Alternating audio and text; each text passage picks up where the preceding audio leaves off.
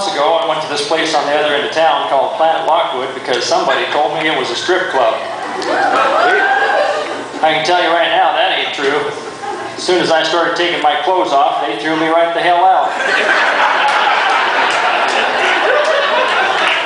So whilst I was lying in the parking lot, I saw this other fella walking in with a fistful of $1 bills. So I got to thinking, another name for $1 bills is singles. Maybe they got this all wrong. Maybe this ain't a strip club at all. Maybe it's one of them singles bars I've been hearing all about. So I went home and I shaved off my beard. Then I grew it back so I could go out there a month later without being recognized.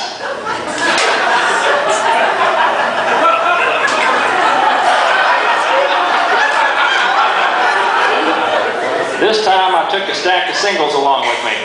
And I found out something. They do allow some people to strip out there, but mostly it's just pretty young ladies. It ain't like that nudist camp I went to where they expected everybody to get naked. And they got some strange rules there too. The ladies can touch you, but you ain't allowed to touch the ladies. Now to my way of thinking, that's like going to a restaurant where you are allowed to look at the food, but you ain't allowed to eat it.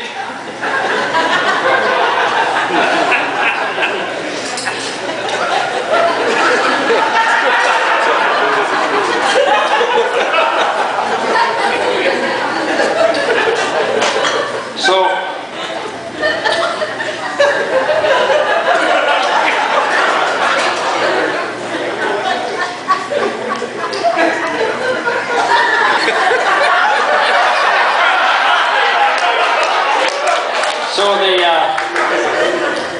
one of the fellers there, oh dang it, I lost my place here.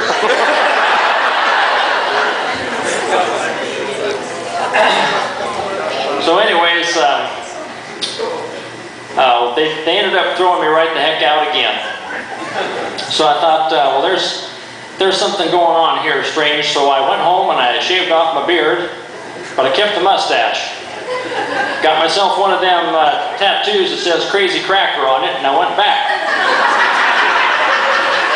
I thought, I'm going to find out what this place is all about.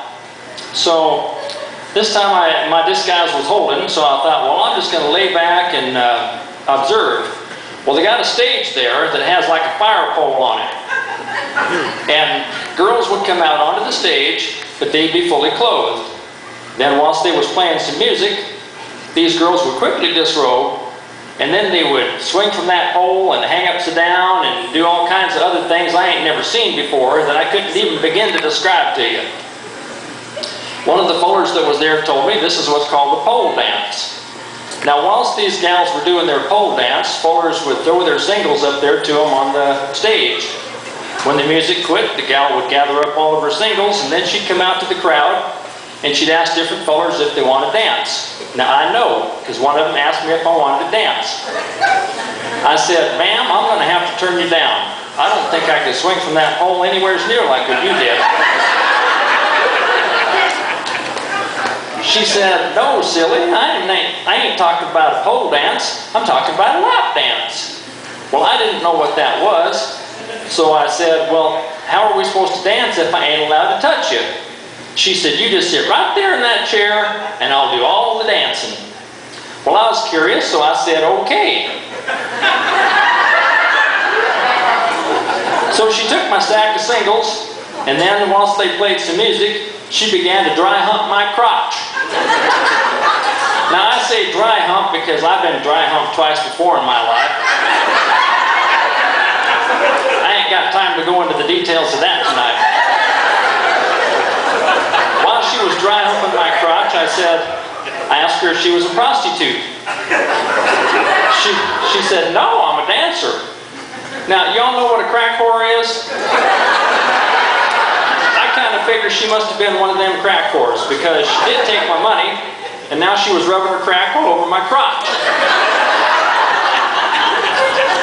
So after about 3 minutes, when the music quit, she must have been done because she turned to me and said, how was that? I said, well, ma'am, I didn't like that very much at all. She said, well, why not? I said, well, earlier in the week, my neighbor's dog humped my leg better than that, and it didn't cost me a damn thing.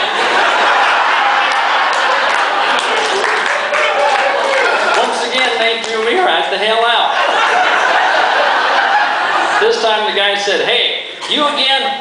I'm not throwing you out of here again. You understand?" I said, "Yes, sir." I figured that meant I could go back in, so I dusted myself off and went back in.